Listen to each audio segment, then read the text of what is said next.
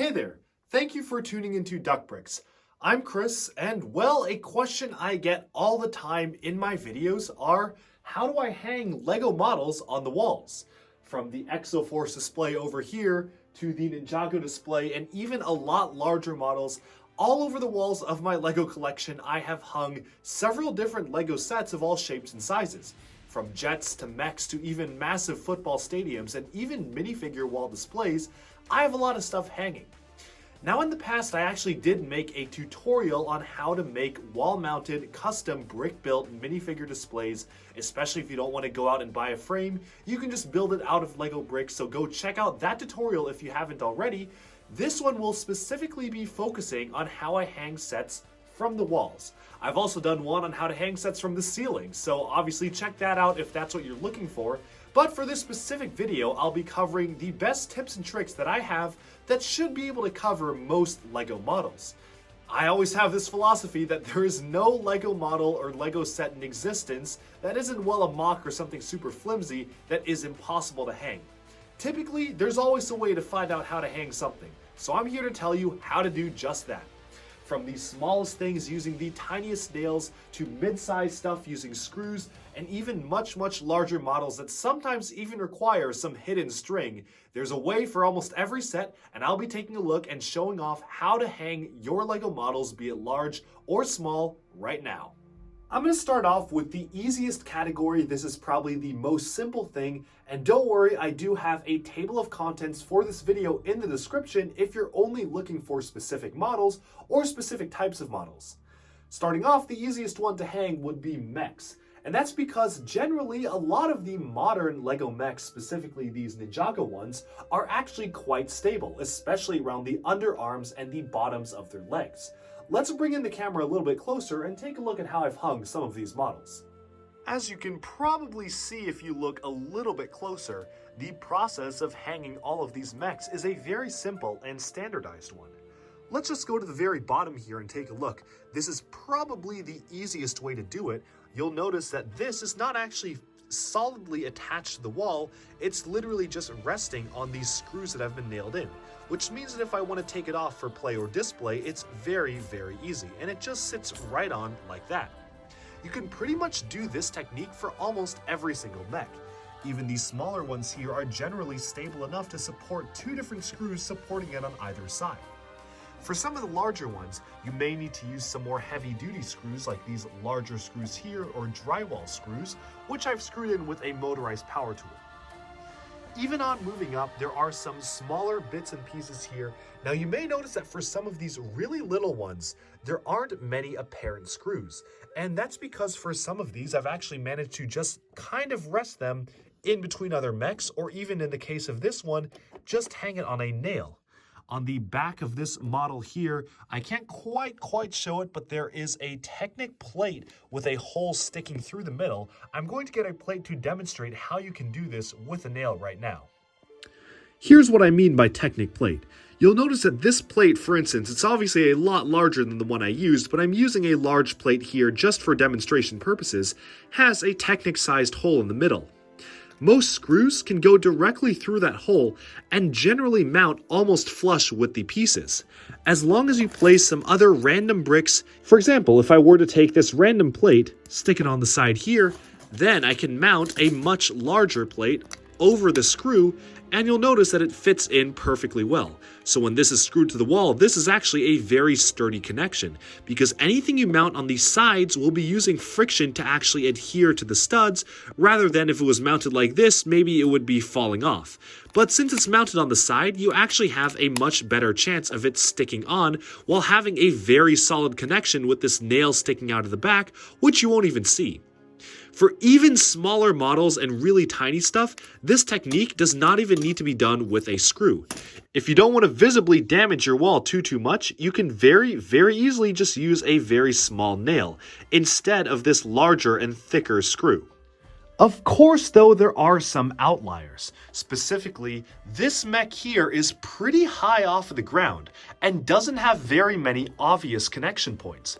What I had to do for Nia's Water Strider and other legged mechs like it is that I took the tips of the feet here, you can see right there, there are tiny screws that are attaching the very base of the feet onto here. And honestly, gravity is just doing the rest. Maybe it's not the most stable connection, obviously it's nowhere near as stable as some of these other connections, but it'll work in a pinch and definitely is a lot better than trying to have some sort of thing extending all the way out to where the mech is held.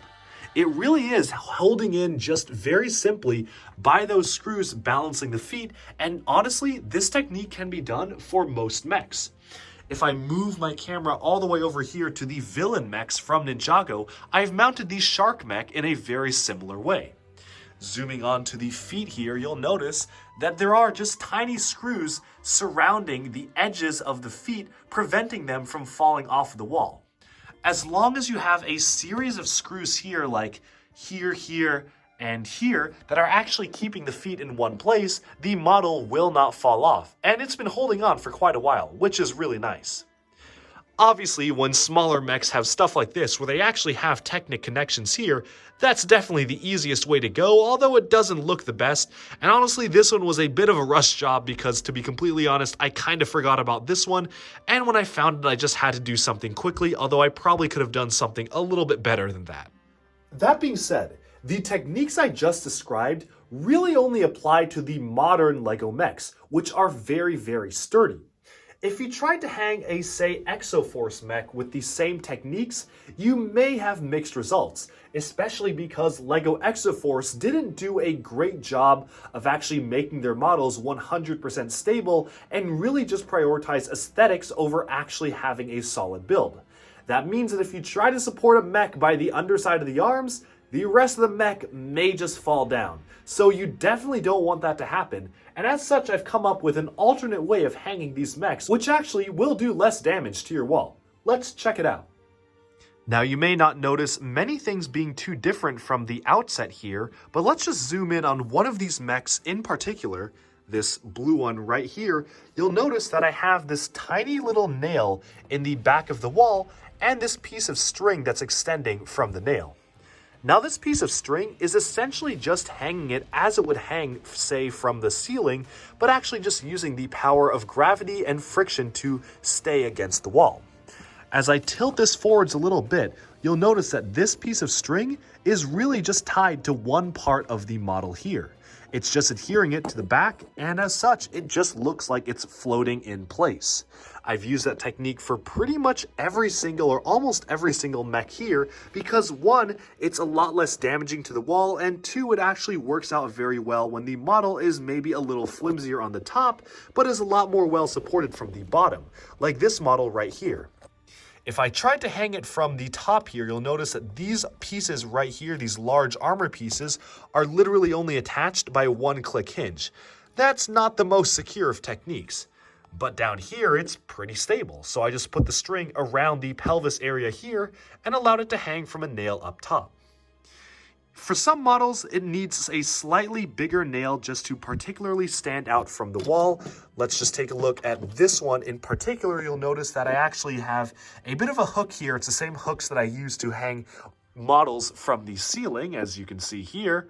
But instead, I actually just have it on the side of the wall, which works out pretty well. And this doesn't just extend to bipedal mechs. You'll notice that this one right here, the Dark Panther or Shadow Panther, which is a four-legged build, also uses this string technique around the base of the neck here to make sure it adheres well to the side of the wall. All in all, these are pretty good techniques that work very well for some of the flimsier models, and they work on models large and small. One of my favorite examples of this technique working on something very large is the striking venom right here. You'll notice a very suspicious hook up on the ceiling. While this isn't very obvious from my current camera angle, which I think is actually a good thing because you don't want to make it too obvious how it's mounted for display, moving it alongside here allows you to kind of see that string just mounting it all the way from the top of the wall and the string snaking all the way along the back and sides of the model to ensure that the entire mass of this large striking venom is purely just held up by that one single string. And I'm using fishing line, so it is pretty strong string. That being said, you don't actually have to use this technique all the time.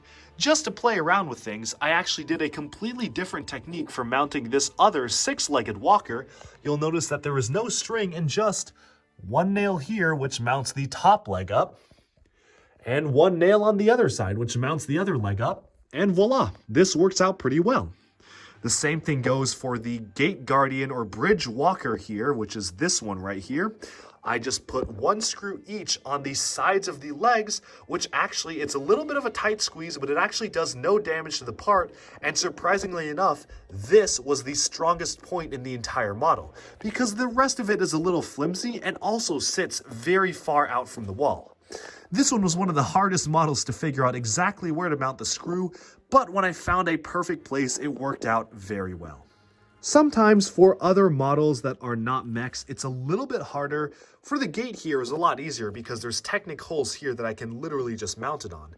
That being said though, for these, sometimes it actually does require some slight reconstruction of the model. You see, the way that I've mounted these are down here. I've actually added these technic pieces that it sits on top of that are screwed onto the wall. This way, you actually are ensuring that the rest of the technic frame is supported while keeping it secure to the wall. And if you ever want to remove it, just remove the technic pieces here, which are forcing it to attach to the wall, and you'll be perfectly fine. In my opinion, it's a pretty good compromise because visually from the exterior, none of these changes have actually impacted the look and feel of this gate. But now that we've moved aside from mechs, I think the next part of the video can cover specifically talking about some of the wheeled vehicles.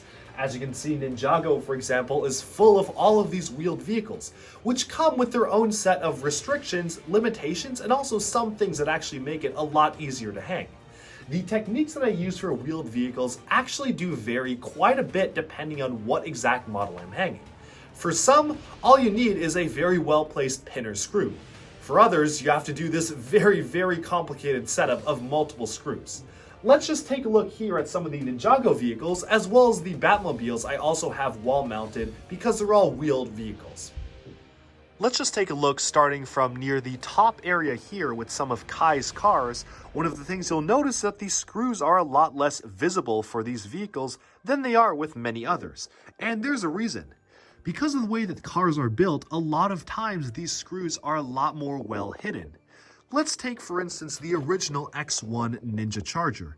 You'll notice here that you can barely see any screws on the around side of it, and even going from the sides and looking at it all the way from here, you basically can't tell where I've mounted this.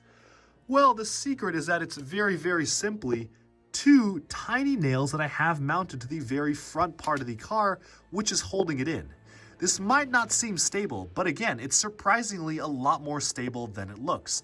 And thankfully, I don't have too many earthquakes here where I live, so I don't really have any danger of them falling off.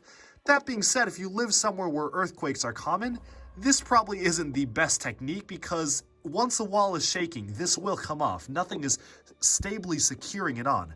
But if you don't have any fear of earthquakes, then yes, this is a pretty solid construction to do. And I've actually managed to kind of do a combination of a screw here and a pin here. This one was mostly born out of necessity because I could not get a screw to screw in onto this corner of the wall. I believe that this is more of a metal piece, so I just couldn't get a screw to go in, so I used a nail. But you may figure out some other solution if you can. Now this one here is actually pretty interesting. I noticed a technique for some of these smaller stuff is simply using a very simple nail right there. You can see it's just a nail that's kind of sticking out, and that literally just helps the underside of this model hang onto the wall with little to no risk of falling just because of the friction. Once you kind of get this aligned in the right spot, then you have basically no chance of it falling off because the back of the stud is having some friction against that nail. The hoverboard here is mounted basically the same way. For some of these models, since it's so tightly packed, I didn't even need to mount them at all. This motorcycle here is not even attached to anything. It's literally just sitting free because it fits very well in this gap between two vehicles. Obviously though, this isn't the ideal solution because again, you want to have a little bit of space between your vehicles, but for a temporary solution, I'd say it works out pretty well. Moving on to some of the other cars here, let's see if we can find something a little bit more interesting. Even with stuff like this skeleton monster truck here, the Skulkin truck, I just have 2 screws mounted on the bottom there, which causes it to hang off the wall. And for some more interesting stuff like the Fire Fang here, I've got a screw going directly through the model, allowing it to actually stick outwards from the wall without actually compromising the design. One compromise I did have to make though is surrounding the Great Devourer. You may notice that it was actually a very small change. The way that this ball joint was mounted previously meant that I could not actually angle the tail onto the side like this. However, all I had to do was swap the 2 ball joints, making it so I could angle the tail like this, and then just use one simple screw to hang it through the center right there. It's a very sturdy design that honestly works out quite well. And you probably are getting the point by now, but really what I'm trying to show here is that every single model is different, although if you play around with it, they generally have pretty easy ways to figure out how to hang them. Even complex looking stuff like the Ultrasonic Raider here just required 2 simple screws on the side, and this Island Catamaran only required 1 single screw. Right there you can see 1 single screw mounting this model to the wall, and that was it. It didn't even need one on the other side because of the friction from the screw, which worked out really well. And honestly, one of the hardest models to hang on this wall didn't even have wheels. That was Zane's Mino creature here. I spent a lot of time trying to figure out how to best mount it, until I realized that the way that these triangular toe pieces were shaped meant that I could put a screw here and a screw around the back side of the foot there and essentially anchor that foot piece to the wall, ensuring that as long as those 2 feet were anchored to the wall, the rest of the model would follow suit, which it did. Even for stuff like the boat here, this is using some simple screws directly through the middle, and some smaller stuff here too is again just using either screws or nails to keep these held into the wall. That being said, do be prepared. When you move, and you have to remove all of these models from the wall, your wall is just going to be covered with holes. You're going to have to paint all that over, or maybe do something a little bit more serious. So yes, this is causing quote-unquote permanent damage to my wall. That being said, I don't intend on moving my Lego collection from this place anytime soon, so for me personally, it was a worthwhile investment to both save on shelf space and have a pretty neat display, but for others, don't do this unless you're willing to deal permanent damage to your wall. But moving on from here, we can take a look at some of the Batman stuff over here. I have some larger stuff wall mounted here, which is why I feel like it is relevant to just quickly go over how to mount larger, heavier wall mounted vehicles. Obviously, for the rest of these Batmobiles, the techniques are generally the same as what I used for Ninjago. It's really just finding, again, a good spot to mount screws and cause the models to adhere to the wall like so. These were actually some of the first models that I mounted, so the techniques here are not quite as refined as they were for Ninjago. There are a lot more obvious screws kind of sticking out in awkward places. This, for instance, definitely did not need 2 screws holding it on. I don't know what I was thinking there. But I generally got a little bit better at this technique as I went on, and specifically I do want to note how to wall mount some of these larger vehicles here. You obviously can't see any screws here, but this one in particular and some of the other larger vehicles like the Tumbler and the 89 Batmobile, it really is a matter of finding, first of all, long drywall screws that go really long and straight into the wall, and taking advantage of the Technic frame on the underside of the large vehicles to really find a place to adhere to. In fact, one of the hardest ones was this original Ultimate Collector Series Batmobile because, unlike the newer models, that does not have a full Technic frame. And I was forced to figure out how to wall mount these screws specifically to go around the axles of the wheels here. Thankfully, I will note, LEGO actually included a wall mounting piece on the backside of this Batwing here, so I didn't even have to do anything. They literally had the wall-mounted piece already there for me. So, thank you, LEGO. But finally, we've reached the point in the video to address some of the colossally large wall-mounted models that I have hanging, from the 2 Ultimate Collector Series Millenium Falcons to even some of the Master Builder Series sets like the Mos Eisley Cantina, all the other associated Cantina builds, plus the Cloud City model right up here, Let's take a look at how to mount these massive models, especially when there's no easy technic structure. I'll also be showing stuff like the stadium, how to wall mount, stuff like that, so do stay tuned for the rest of that. Alright, so starting off with the two Ultimate Collector Series Millennium Falcons here, and I guess continuing on to the other Falcons on the wall, the main thing you'll notice is this very sturdy piece of string hanging over the 2018 UCS Millennium Falcon. Yes, this is using a very similar technique to before. It's literally just a massive fishing line hung to a hook right there, going directly through the center of the Technic frame of this model. Thanks to the model being an Ultimate Collector Series model, it actually does have a very solid Technic frame where I can really have everything attached to. The way that the UCS plaque is mounted is literally just using friction between a plate and the fishing line to stay in one place. The same exact thing goes for this smaller Ultimate Collector Series Falcon, the original one from 07. It's again just using a standard string mounted to a hook on the backside of the wall, which thankfully is covered by the other Falcon, to hang this one like so. Very, very simple. Honestly, these were, other than the size, some of the most simple ones to figure out how to hang because they had a full Technic structure and beam going through. The way that I've mounted all these other Millennium Falcons is the exact same way. You'll notice a hook on the top of the ceiling there. String is attached to that hook going all the way around the back of the model, which goes and connects all the way around to make sure the model is hung properly. All of these are literally just held up by string around the model, going up to one hook, even from the latest one to the oldest one. Moving on to the Master Builder sets, these ones were some of the biggest challenges to wall mount, specifically because basically the undersides of these models is just plain system. There are no easy Technic bricks or places to mount them on, they just have flat bases. So how did I do it? Well, as you can see here, I had to improvise a little bit. I basically got a Technic plate and stuck it very tightly to the base plate of this model. From there, all I needed to do was put a screw through the Technic plate, and by placing it on the outside of the model, it essentially ensured that the rest of it was completely stuck onto the model here. For these smaller things, I had to improvise a little bit more. You'll notice that there really isn't any evident connections to the wall here, and that's specifically because I used a combination of nails, like for stuff like this is just hung with some nails on the back of the wall there, mounted on very specific pieces to actually attach these to the wall. Let me show you what I mean by that.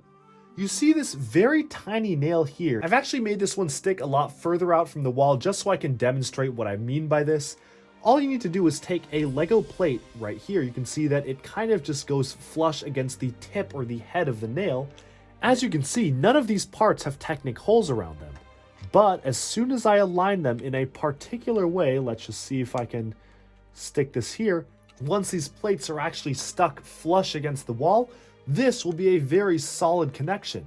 As you can see here, it takes a little bit of effort to pop it off from the nail once it's on, specifically because of the way certain plates have been aligned.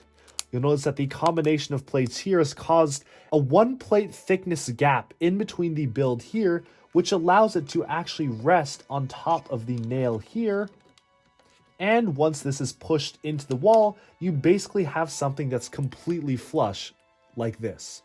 I've used that same exact technique for the cloud cars up at the top here, just held in by nails sticking onto the backs of the models.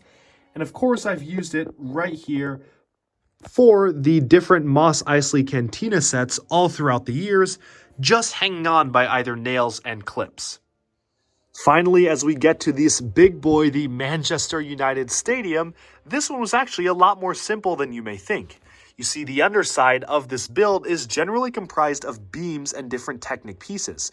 So all you need to do is have 2 nails sticking out, and gravity will do the rest. First, mount this bottom piece upside down like it is right here, because the rest of these pieces are not attached unless by gravity. Once you have this solidly mounted against the wall, you can simply stick the rest of these pieces on, and none of these parts are actually adhered to the wall. Only this segment of the stadium is actually adhered by just 2 nails sticking out of the wall directly. That's really all you have to do. Finally, all this logic applies to the Technic cars I have hanging on the sides of the walls here, and these ones are definitely by far the easiest. Literally, just take nails and place them through certain areas of Technic holes where it just makes sense for it to be mounted. Sure, in order to remove these from the wall, you're going to have to unscrew the screws, but I'd say it's a pretty nice and okay compromise, especially because these ensure that it's really solidly hung in there. In fact, these models are again some of the easiest to hang just because of their Technic structure, even going on to one of the oldest LEGO Technic cars, which doesn't really use any modern Technic pieces, at least no modern ones that you'd recognize as Technic today.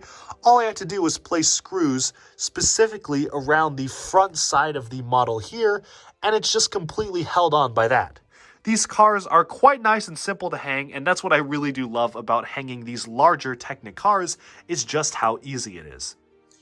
And in terms of all of these wall-mounted minifigure displays, as well as my custom LEGO and Bionicle mosaics, well, most of these just use standard techniques. I do have a whole video on how to build and make these, but just to go over it quickly, the official LEGO mosaic sets have an actual brick build or special brick piece that allows you to hang it from a wall. It's a very special mold for that.